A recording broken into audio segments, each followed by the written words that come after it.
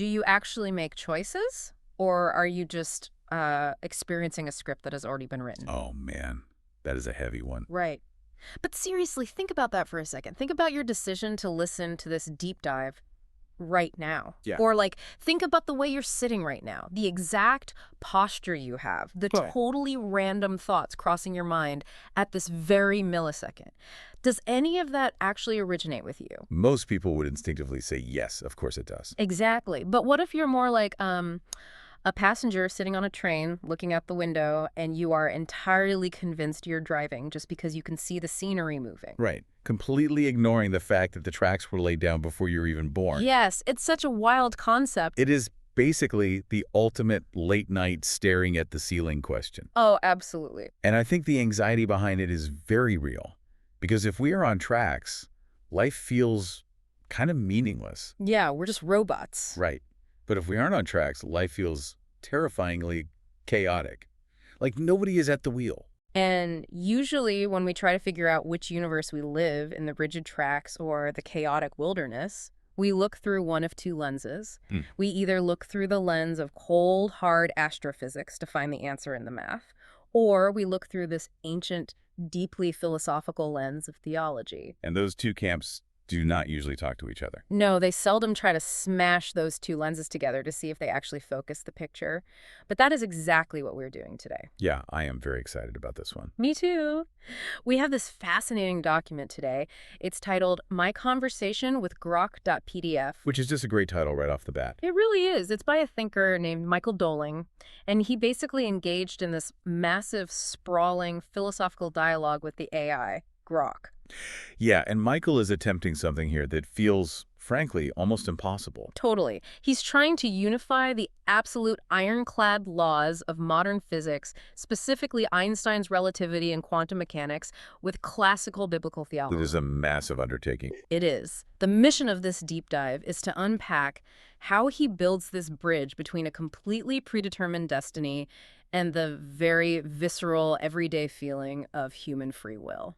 And I think we should clarify right away, we aren't looking at this to prove a specific religious doctrine Right. or to publish a peer-reviewed physics paper for that matter. Yo, definitely not. We're exploring this because it is just a masterful feat of architectural logic. It's a thought experiment stretched to the absolute limits of the cosmos. Yeah. How do you hold absolute unshakable destiny in one hand and total unbridled free will in the other without crushing either of them? And Michael's framework actually provides a mechanical structural answer to that. So Right. we're going to take that machine apart piece by piece today. Sounds good. Where do we start? Let's start with the physics. Because before we even touch the theology, modern science already gives us this massive headache-inducing contradiction. Oh, physics is full of them. Right. We have two fundamental models of reality that seemingly hate each other. Yes, they do. So on one side, we have Albert Einstein. Michael leans heavily into Einstein's theories of special and general relativity, which gave us this concept called the block universe. It's a block universe, yes. Now, I have a very vague sci-fi understanding of this, so I need you to break down the block universe for me. What are we actually talking about when we say reality is a block? Okay, so to understand the block universe, or what philosophers sometimes call eternalism, you really have to abandon how your brain naturally processes time. Which is going to be hard, but okay. Right, because we experience time as a flowing river. There is a concrete now, there's a past that has basically evaporated into memory, and a future that just doesn't exist yet because it hasn't been built. Yeah, the future is just a blank slate. Exactly.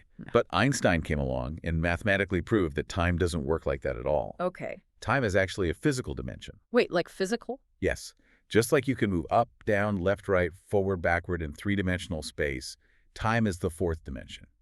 And it is permanently woven into space. So that's why they call it space-time. Exactly. They are inseparable. So time is a physical structure, not just some invisible ticking clock in the background of the universe. Correct. And here is where it gets wild. In this four-dimensional space-time block, every single event that has ever happened, is happening right now or ever will happen, exists equally and simultaneously. Wait, simultaneously? Yes. From the perspective of the universe's geometry, the Big Bang, the construction of the pyramids, you sitting there right now listening to this, and the eventual heat death of the universe, They are all just coordinates. Just points on a map. Exactly. They Yeah. are all equally real. The past hasn't vanished, and the future isn't a blank void. It's already there. Okay, I want to try an analogy here because thinking in 4 dimensions usually just breaks my brain entirely. Go for it. Imagine you're holding a DVD, or I guess looking at a streaming timeline on your TV. The entire movie, from the opening credits to the final post-credit scene, is already encoded as data, right? The ending already exists physically on that disk or on the server. When I press play, I am just experiencing that data sequentially. Hmm. My consciousness is moving through the runtime minute by minute. I might be totally shocked by a plot twist at minute 45, but the twist was sitting there on the disk the whole time. Is that kind of what Einstein meant? That captures the absolute essence of it, yes. The entire history of the universe is the data encoded on that disk. Wow. And, the reason Einstein reached this conclusion was because of the speed of light. How so? Well, he realized that the speed of light is constant for all observers, no matter how fast they are moving. But for that to be mathematically true, time itself has to bend. Right, time dilation. Exactly. So if you have two people moving at completely different speeds, say one on Earth and one flying past in a rocket at near light speed, they will actually disagree on whether two events happened at the same time. And who is right? They both are. The math shows they are both correct from their own reference frames. That is wild, which implies there isn't one universal clock ticking away for everyone, everywhere. Precisely. The relativity of simultaneity just destroys the idea of a universal now. Because my now is different from your now if we're moving differently. Yes. So if different observers can experience time differently, then the future for one observer might actually already be the past for another. Okay, my brain is hurting a little. I know, but think about what that means logically. The only way that is logically possible is if all of time, past, present, and future, is a single static block. It has to all exist at once for them to experience different parts of it. You got it.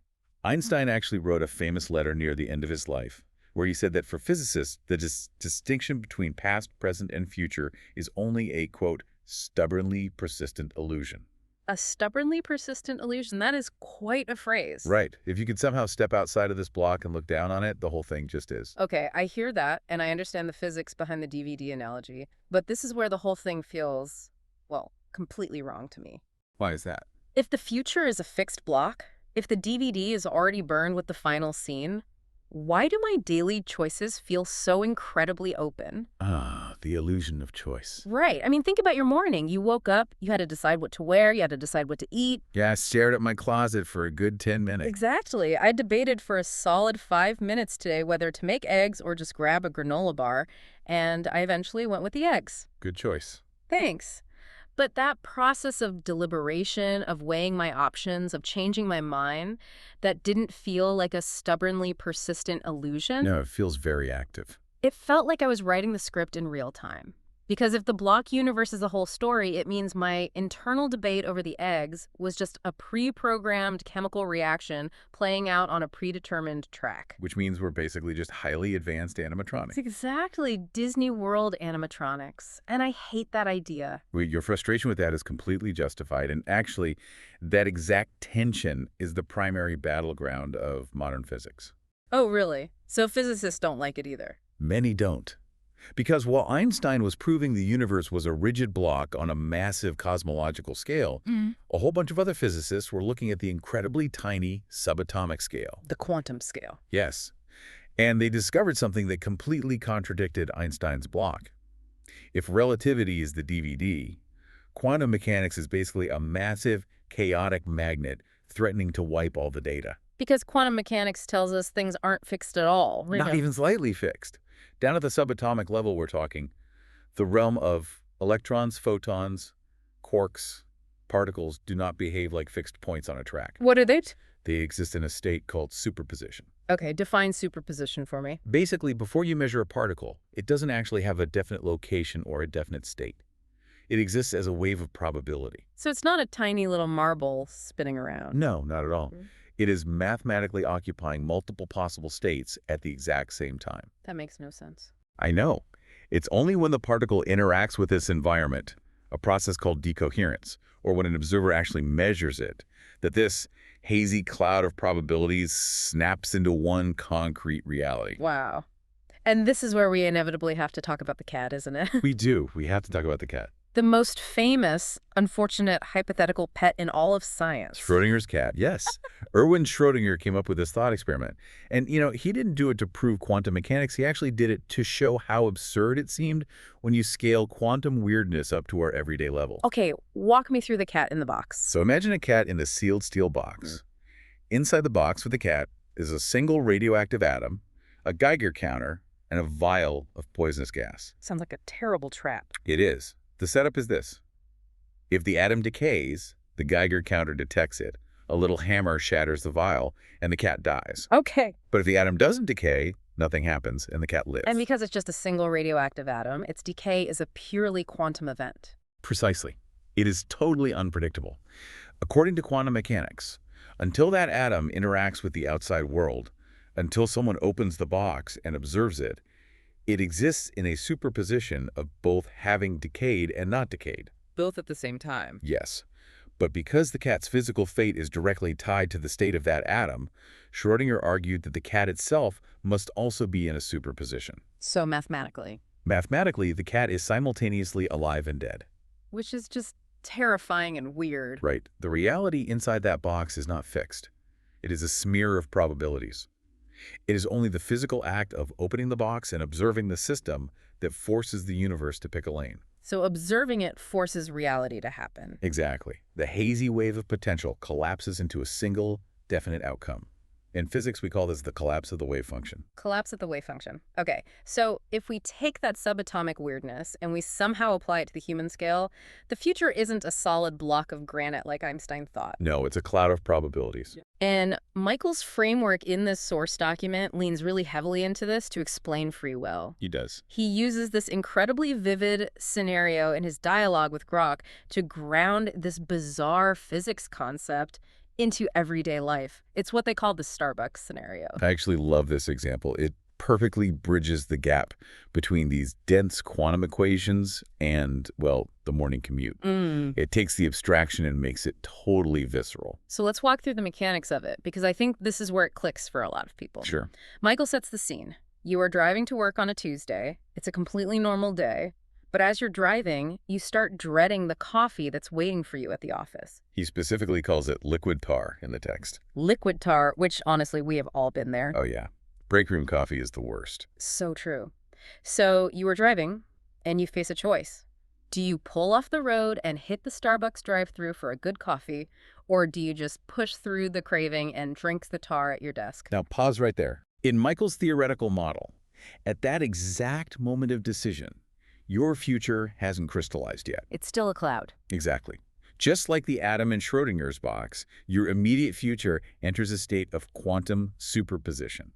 It branches out into multiple distinct potentials. And Michael outlines 5 very specific, highly distinct branches that all exist simultaneously as probabilities, while your hands are just gripping the steering wheel. That's you. Okay, branch 1. You decide to stop for the coffee. It delays you by maybe 5 minutes. You get back on the road, and you drive past a horrific motorcycle accident that literally just happened. Right, yeah. Because of your 5-minute delay at the drive-thru, you avoided being in the middle of that crash. Your choice to get coffee literally saved your life. The butterfly effect in action, a very minor localized change, radically alters the downstream timeline. Exactly. Now, branch 2. You stop for the coffee, but the line is super slow. It delays you by maybe 10 to 15 minutes. Which happens all the time. Right. So you finally get your coffee, you're rushing, you drive through a green light, and a trash truck blows through a red light and slams right into you. You end up in the hospital. Brutal branch. Very. Branch 3. You get your coffee, you're driving, you hit a pothole, the hot coffee spills all over your lap, you flinch, and you rear-end the minivan in front of you. Minor fender bender, but your morning is totally ruined. And we also have the more mundane branches, right? We do. Branch 4.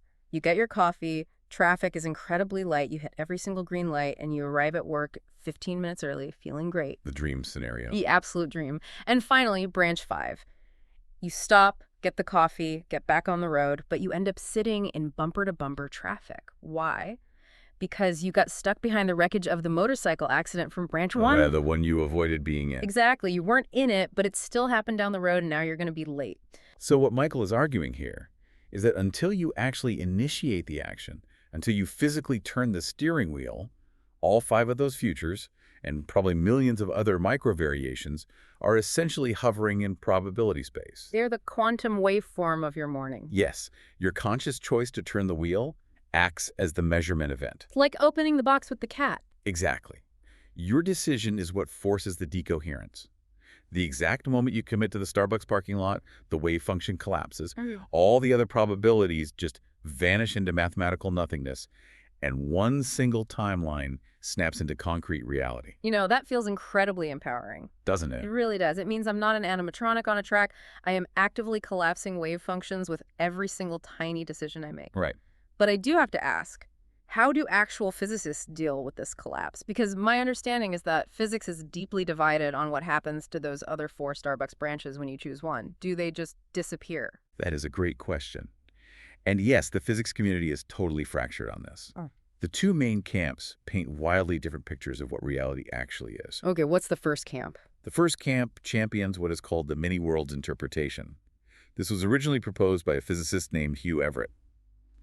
And if you follow many worlds, the wave function never actually collapses. Wait, really? Really. Instead, the universe itself physically splits. Every single possible outcome of a quantum event actually happens, just in separate, branching parallel universes. Hold on. So in many worlds, if I turn into Starbucks, the universe violently splits into 5 different physical realities. Yes, there is a very real physical universe created where you are sitting in a hospital bed because of the trash truck. Oh my God. There's another universe where you were exchanging insurance information with the minivan driver with hot coffee on your pants. And a universe where I'm early to work? Exactly. All of them are equally real. You are only experiencing the consciousness of the you in the timeline you are currently inhabiting, but the other versions of you are out there, literally living out the consequences of those other branches. That is philosophically horrifying. It is a lot to handle, yeah. Just the idea that every mistake I almost made, I actually did make in another universe, is just too much to process. That's heavy. But what is the alternative? Does Michael's framework rely on this many worlds theory? It doesn't seem to, no. Michael's framework aligns much more cleanly with the other major camp, which is the Copenhagen-style interpretation. Copenhagen, okay. This is the more traditional view. It was pioneered by Niels Bohr and Werner Heisenberg. In this interpretation, the wave function that cloud of 5 possible Starbucks scenarios is a real, physical description of probability. But the collapse is a genuine destructive event. Destructive. Yeah. When you turn the wheel, the universe actively discards the other 4 branches. It just deletes them. Exactly. It deletes them entirely. There were potentials, but they never become real. The act of measurement, your choice, cements a singular, definitive path forward. There are no parallel universes. There is only the localized collapse of possibility into actuality. Okay. I prefer that one much more. Me too, much less anxiety. Let me see if I can pull these 2 massive scientific concepts together, because I feel like this is where Michael's framework really starts to reveal its architecture. Go for it.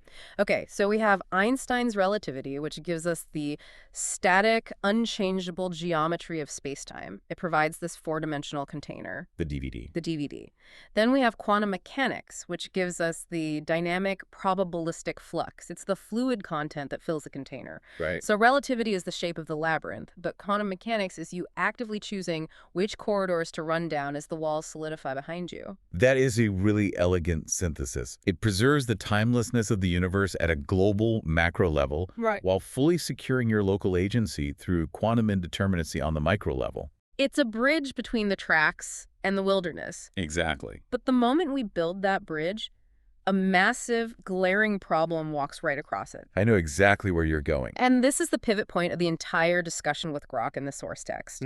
If we are down here on the ground, constantly collapsing wave functions, making millions of tiny probabilistic choices, grabbing coffee, delaying ourselves by 5 minutes, avoiding accidents, is anyone actually steering the macro plot? Right, who is in charge of the big picture? Because if the universe is subject to the chaos of our quantum decisions, magnifying outward through the butterfly effect, how does the block universe maintain any kind of structural integrity? It shouldn't be able to. Right. The whole DVD should end up being a chaotic, incoherent mess by the end of it. And this is precisely where physics reaches its limit and where Michael brings classical theology onto the stage. There we go. Because if you have a universe driven by localized quantum choices, you absolutely need a mechanism to ensure those choices don't completely derail reality. So what does Michael propose? He introduces a theological structure that mirrors the physics model we just built, basically layer for layer.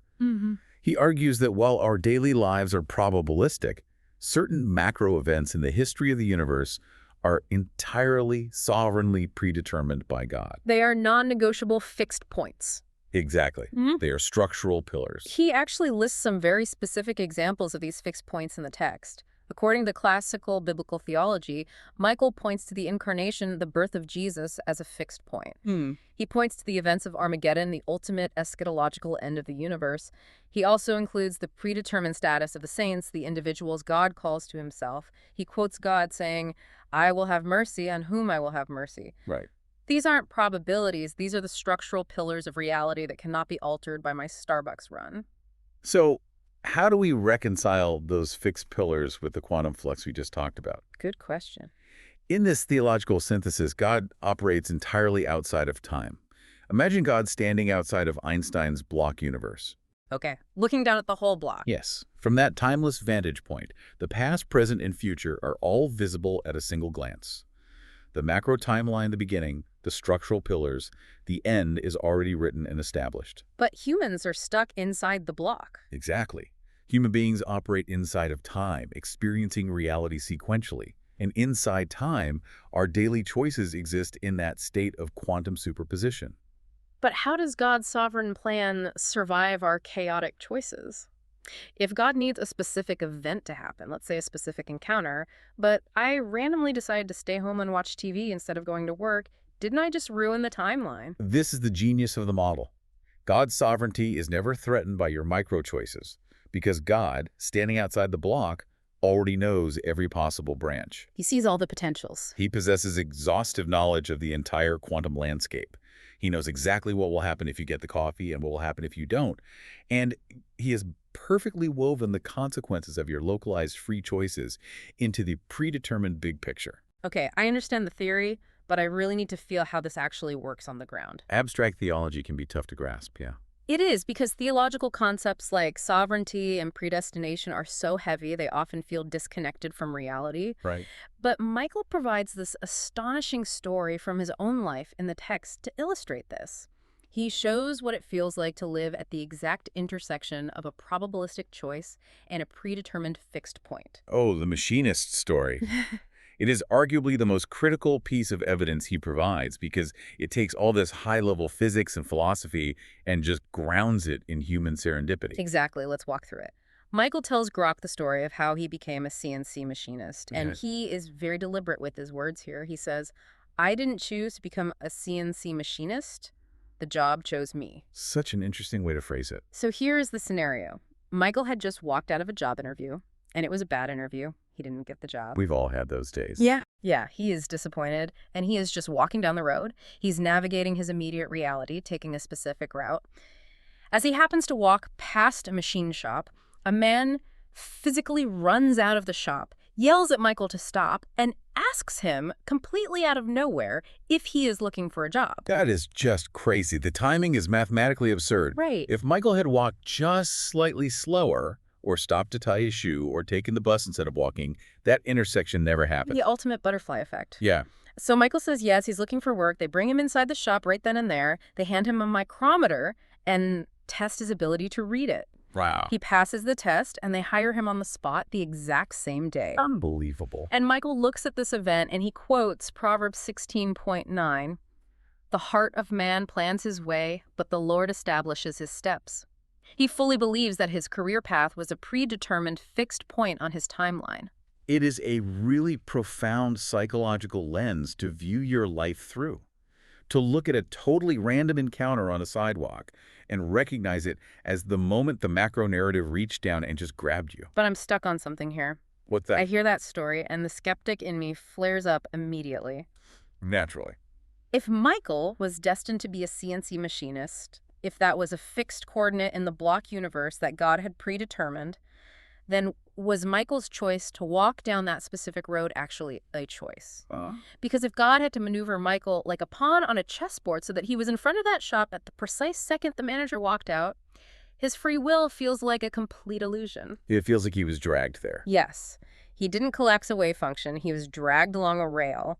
The quantum choice to walk left instead of right was just fake scenery.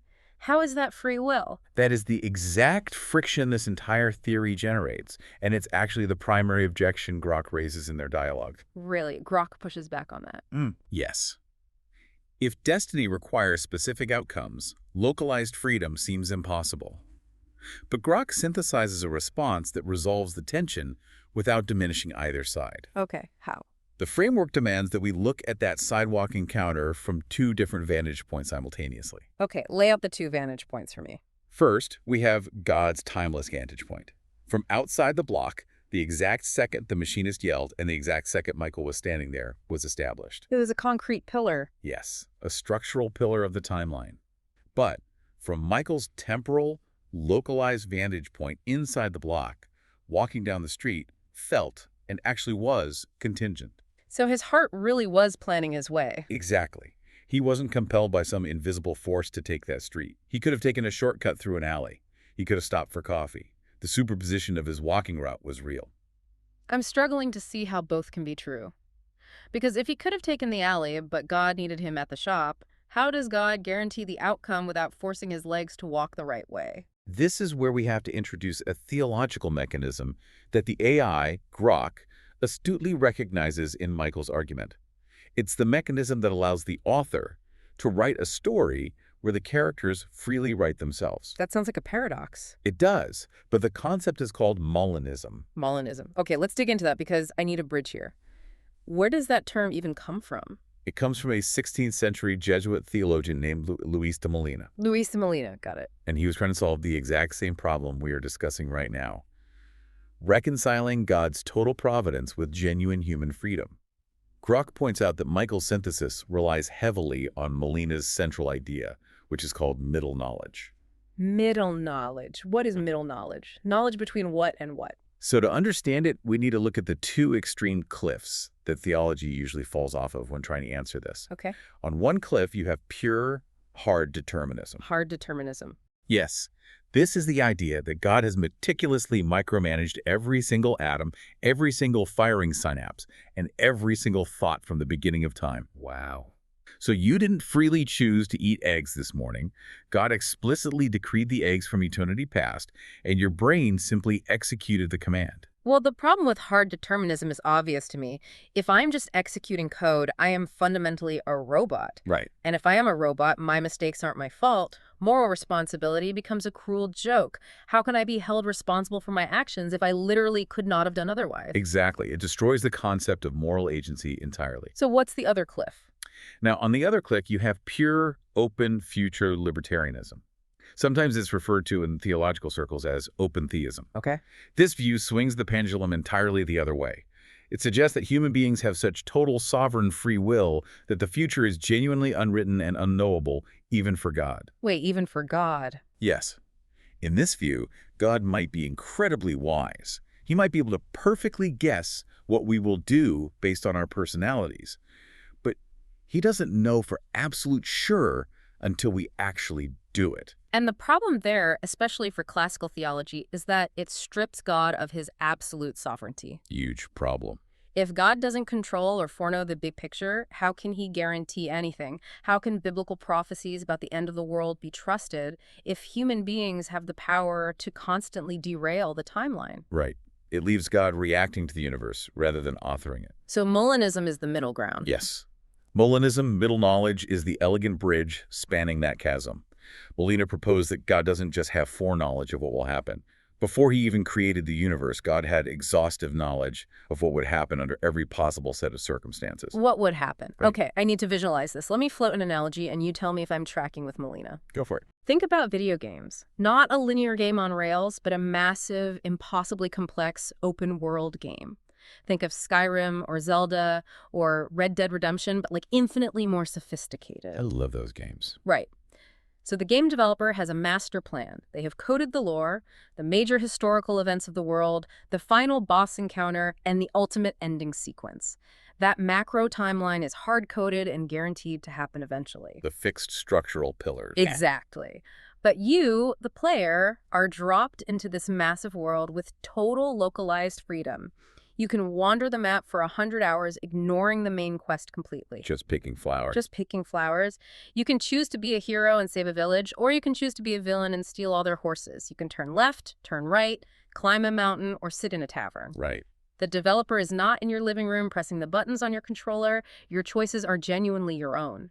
However, because the developer built the physics engine and wrote the underlying code, they have already anticipated every single combination of choices you could possibly make. Yeah. They have programmed the exact consequences for every single path.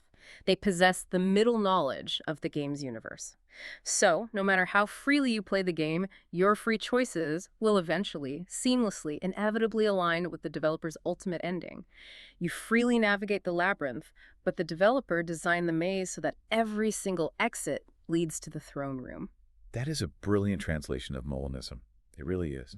God surveys the infinite landscape of all possible worlds, all the branching quantum realities of what would happen if Michael turned down the street, or what would happen if Michael took the alley. Oh, I see. And out of all those infinite possibilities, God sovereignly chooses to actualize the specific world to press start on the specific universe, where Michael freely, without any coercion, decides to walk down that specific street at the exact moment the machinist walks out. That is wild. That means Michael's choice was genuinely free. He really deliberated and chose his route, but God knew that in that specific set of environmental variables, Michael would freely choose the street, so God just actualized that specific timeline. Yes. And this aligns perfectly with a concept the source material calls reformed compatibilism. Reformed compatibilism. It's the belief that determinism and free will are completely compatible. You possess true, robust human volition. You make real choices based on your desires and circumstances, but those choices occur within a reality, specifically curated by God, to achieve a sovereign end. So my freedom is actually part of the plan. Exactly. Your freedom is the exact instrument God uses to accomplish his predestined plan. So returning to the physics language for a second, God creates the overarching block universe, but he relies on our localized quantum wave collapses to fill in the daily details of the block. That's a great way to put it. But hold on, if we merge the theology and the physics this closely, we hit a massive snag. And it's a snag that Grok, the AI, actually points out to Michael in the document. Yes, the measurement problem. The measurement problem. Yes, the AI acts as a genuinely rigorous sounding board here. It doesn't just accept the synthesis. It really interrogates the mechanics. Grok essentially asks, if the probabilistic wave collapses into reality to actualize a branch, what exactly is causing the collapse in this theological model? Right. Because in the purely scientific Schrodinger's cat experiment, it's the act of observation or interaction that causes the collapse. But in Michael's theological model, who is the observer doing the collapsing? Is it purely human consciousness? That's the question. Like, does my conscious human decision to turn the steering wheel toward Starbucks possess the actual metaphysical power to force the universe to collapse a wave function? That is one possibility, but as Grok notes, it grants immense, almost godlike power to the human mind, which physicists and theologians both find, well, pretty uncomfortable. Right, because if I am doing the collapsing, I am constantly generating physical reality with my thoughts. That's a lot of pressure. It is. What is the alternative? Does God sovereignly decree the outcome of every single microscopic collapse? Does God act as the ultimate observer, constantly collapsing the wave functions of every atom in the universe? And if we take that route, as Grok points out, we risk sliding right back into hard determinism. Oh, because he's pushing all the buttons. Right. If God is pulling the quantum trigger on every single particle, then your choice to turn into Starbucks wasn't yours at all. God just collapsed the wave for you. So how does Michael solve the measurement problem? Well, what is remarkable about Michael's framework and the source document really highlights this as a strength, not a weakness, is that it doesn't try to neatly box up this mystery. It doesn't. No, it simply lives with it. Michael accepts the tension. He acknowledges that the exact quantum mechanics of the collapse the bridge between the immaterial mind and the physical particle might remain permanently beyond human understanding. He just leaves it as a mystery. He does. The model finds profound comfort in the overarching structure. Even if the subatomic wiring remains a mystery, it leaves room for wonder. I can appreciate that intellectual humility, but living with that tension leads us to the hardest, most brutal question of all. The problem of evil. Yes, it's the question that breaks most theological frameworks. Let's go back to my video game developer analogy. Okay. The developer might have programmed a breathtaking, perfectly functioning game engine. The code is flawless. But if the predetermined timeline, the specific world that God chose to actualize, includes immense, devastating, unspeakable pain, we have to ask why. We do. If the macro timeline is fixed and God deliberately chose this specific branching reality out of all possible realities, how do we explain the existence of evil? Why did the developer code the possibility for malware? Why not just hard code humans to only make good, painless quantum choices? This is the ultimate pressure test for any theology that claims absolute sovereignty. Philosophers call it theodicy, the attempt to justify God's goodness in a world full of suffering. Because it's hard to justify sometimes. Very hard. If God is in control, why does the child get sick? Why do wars ravage continents? If this was the quote-unquote best world to actualize, it feels like a grim cosmic joke. And Michael doesn't shy away from this at all. He tackles it head-on in his conversation with Grok. He does. He provides a clear, biblically grounded answer to the origin and the actual mechanism of evil. And he distills the entire problem down to two words: selfish intent. Selfish intent. To understand how selfish intent breaks the timeline, we have to look at the genesis of the concept. The source text points to the very beginnings of evil and the biblical narrative, starting in the cosmic realm before even moving to the human realm. Right. Michael looks at the fall of Lucifer, the highest of the angels. Yes. And the text notes that Lucifer's rebellion wasn't sparked by some external dark force that invaded heaven. It was generated internally. It was rooted in pride. But Michael specifies that this pride was built entirely upon selfish desire. Selfish desire, right. Lucifer wanted the glory and autonomy that belonged to the Creator. He reoriented his existence around himself instead of God. It was a total corruption of his original design. And then Michael traces that exact same mechanism to the human realm, to Eve in the Garden of Eden. Yeah, why did Eve eat the forbidden fruit? According to the narrative, it wasn't because the fruit was physically poisonous. Yeah.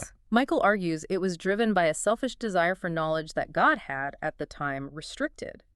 The text specifically highlights the serpent's temptation, the desire to, quote, be like God. It was the exact same internal pivot that Lucifer made, the choice to elevate the self above the Creator's design. Now, what is crucial here, and I feel like this is where Michael's analysis gets highly nuanced, is the distinction he draws between healthy self-interest and corrupt evil. This is such an important distinction because it is so easy to assume that all desire is just bad, which leads to a sort of asceticism where you try to extinguish all human wants. Just deny yourself everything. Right. But the text makes it very clear that desire itself is not inherently evil. In fact, a moderate amount of selfish desire, or maybe a better term is self-interest, is a profoundly good thing. It is the engine of human survival. Yes. Right. Without self-interest, we would just sit in the dirt and starve to death. Exactly. The drive for personal comfort, the desire for security, the need to eat, these are the impulses that drive human progress. They make us build houses. Self-interest makes us build shelters against the winter. It drives us to invent medicines, to plant crops, to work hard so our children don't have to struggle. It is a necessary feature of the human operating system. The drive to provide. So the question is, when does it become a bug? When does self-interest curdle into evil? The corruption happens when that healthy drive exceeds its boundaries. When the desire for personal gain stops being about securing daily necessities and morphs into a bottomless hunger for excess. Okay. When self-interest turns into hoarding while your neighbor starves. When the desire for security turns into the active desire to control, manipulate, or dominate others. I see. That twisted, hypertrophied version of desire is what Michael identifies as selfish intent. It is a good mechanism that has literally become a cancer. And the source material walks us through a brutal, ground-level example of this cancer metastasizing.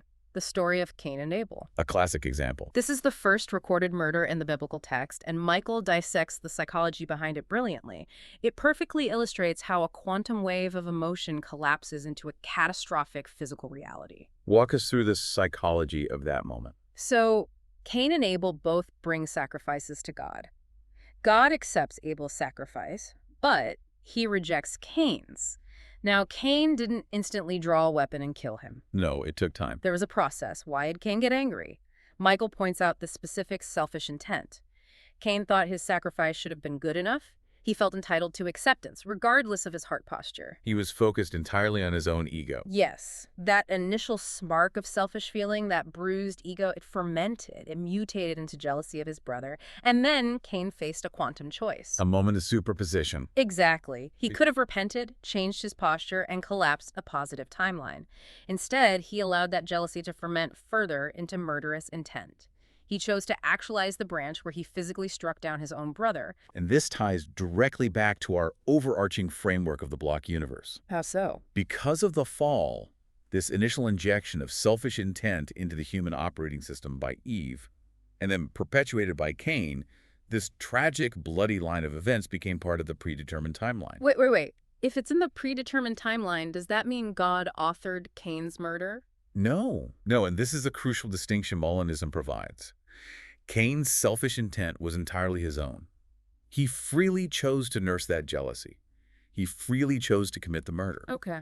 But God, operating with middle knowledge, knew that in a world populated by genuinely free creatures, this corruption would occur. The entry of suffering into the world through such free acts was foreknown, permitted, and woven into the macro narrative. So God knew it would happen but didn't force it. Exactly. God didn't code the malware.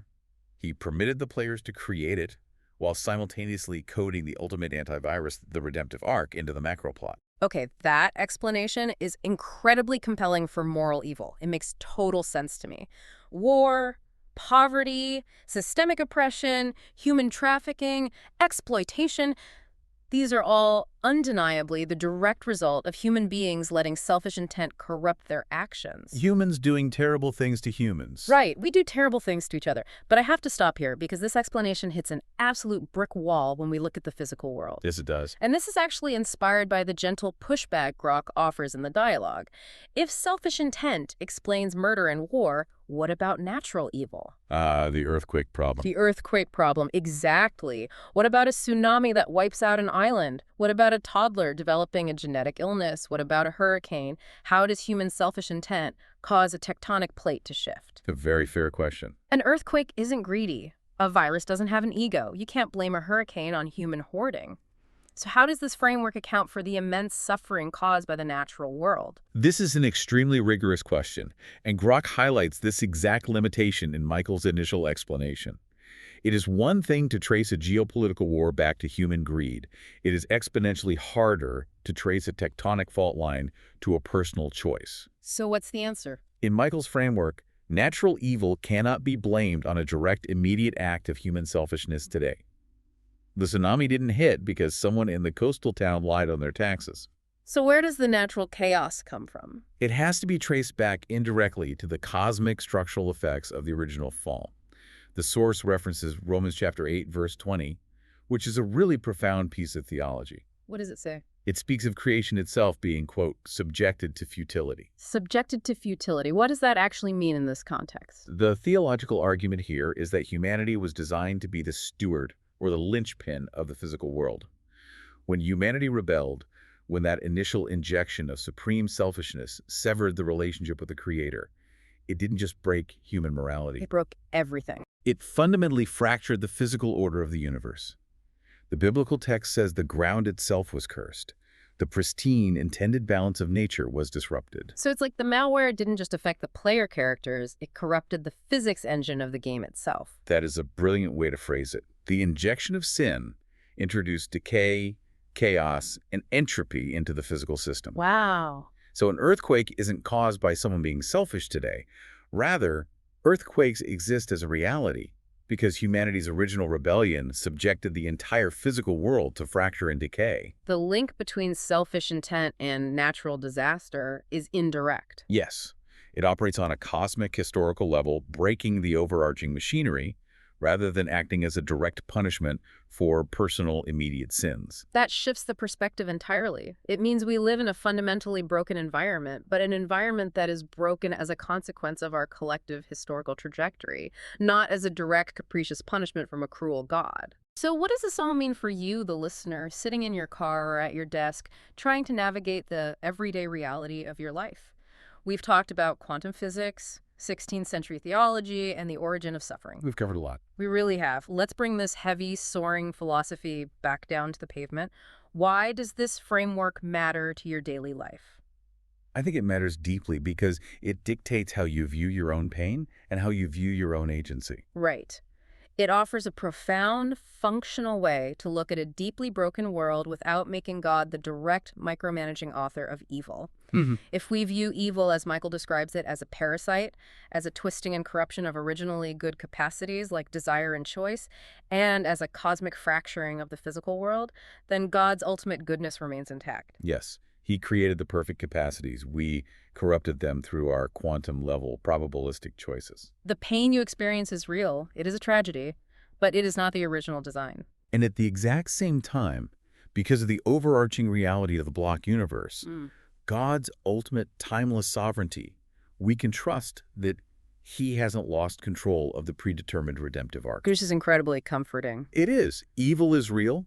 Suffering is not an illusion to be ignored, but it is also not an equal opposing force threatening to overthrow the creator. No. It is a parasite operating entirely within the boundaries of a timeline that is ultimately guided, secured, and driven toward a sovereign resolution.